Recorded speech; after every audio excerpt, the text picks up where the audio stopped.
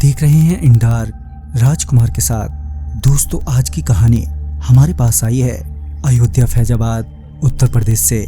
अगर आपके पास भी ऐसी कोई कहानियां हैं तो हमारे साथ जरूर शेयर करें हमारे इंस्टाग्राम आईडी पर। इंस्टाग्राम आईडी है network_33, जिसका लिंक नीचे डिस्क्रिप्शन बॉक्स में दिया गया है। तो चलिए बढ़ते हैं आज की कहानी की ओर। वैसे तो मैं कभी इन सभी बातों पर विश्वास नहीं करता था, लेकिन एक मोड़ मेरी जिंदगी में ऐसा भी आया जो मेरे जहन में हमेशा के लिए बैठ गया। यहाँ तक कि एक सफर बनकर अभी तक मेरे साथ ही चल रहा है, जिसे मैं अभी तक नहीं भूल पाया। दरअसल उस वक्त मैं घर वालों के साथ गांव में ही रहता था। वहीं पड़ोस के एक गांव में मेरी मौसी भी रहती थी। तो उस दिन मैं अपनी मौसी के घर गया हुआ था। उस वक्त ज़्यादा गाड़ी का साधन ना होने की वजह से लोग पैदल ही आया जाया करते थे, जिस वजह से मैं पैदल ही चला गया, वो भी अकेला।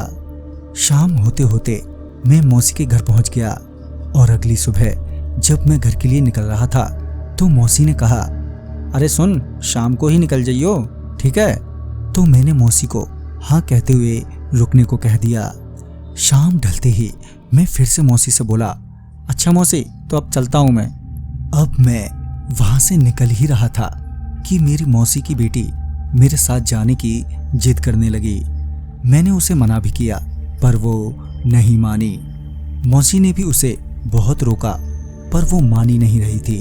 इधर मुझे देर हो रही थी, तो मैंने मौसी से कहा, अच्छा ठीक है, चलने दो उसे। ज़्यादा और देर ना करते हुए मैं अपनी बहन को लेकर वहां से तुरंत ही निकला। अब हम आधे रास्ते पहुंच चुके थे और शाम भी पूरी तरीके से हो गई थी। झाड़ियां अधिक होने की वजह से उस वक्त ऐसा लग रहा था मानो काफी अंधेरा हो गया हो। खैर, हम जल्दी जल्दी आगे बढ़ने लगे और हमें डर भी था कहीं कोई जंगली जानवर ना आ जाए। कि तभी हम रास्ते में खड़े एक महुए के पेड़ के पास से गुजर रहे थे तो उस पेड़ से कुछ बहुत जोर से गिरा। आवाज इतनी तेज थी कि मेरी छोटी बहन एकदम से डर गई और मेरा दिल भी धक सा हो गया। आसपास देखा तो वहां पर कुछ भी नहीं गिरा था। मैंने पूछा भी, अरे छुटकी, तूने कुछ देखा? तो छुटकी ने साफ साफ मना कर दिया। अचानक की इतनी तेज आवाज, वो भी महुए के पेड़ से, ये बात मुझे कुछ हजम नहीं हुई।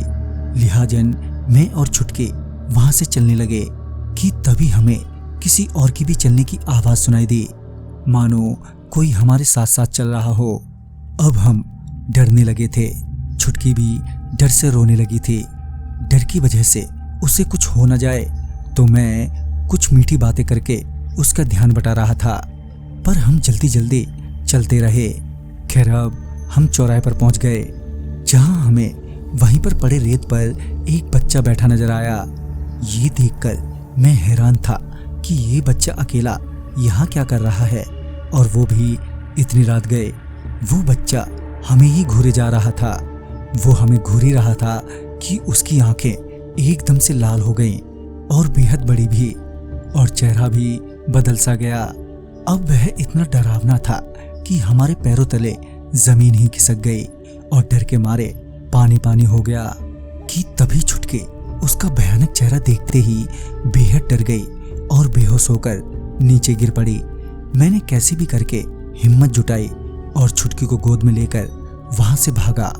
मैंने कुछ कदम बढ़ाए ही थे कि वो शैतान एकदम से मेरे करीब आ गया और बिना देरी किए मुझे उठाकर पटक दिया। कि तभी मुझे एक बैलगाड़ी से बैलों की घंटियों की आवाज सुनाई दी, जिस वजह से मैं जोर से चीखा। मेरी चीख सुनते ही बैलगाड़ी में बैठे लोग जल्दी से आ गए और मुझे बचा लिया। और जब मैंने आसपास देखा तो वो शैतान वहां पर नहीं था।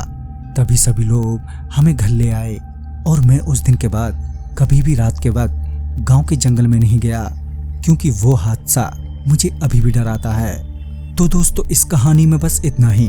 कहानी आपको पसंद आई हो तो लाइक शेयर करें और साथ ही हमें कमेंट बॉक्स में जरूर बताएं। तो मैं आपका दोस्त राजकुमार जल्द ही मिलूंगा आप ही की भेजी हुई एक नई कहानी के साथ। तब तक के लिए बाय एंड टेक केयर।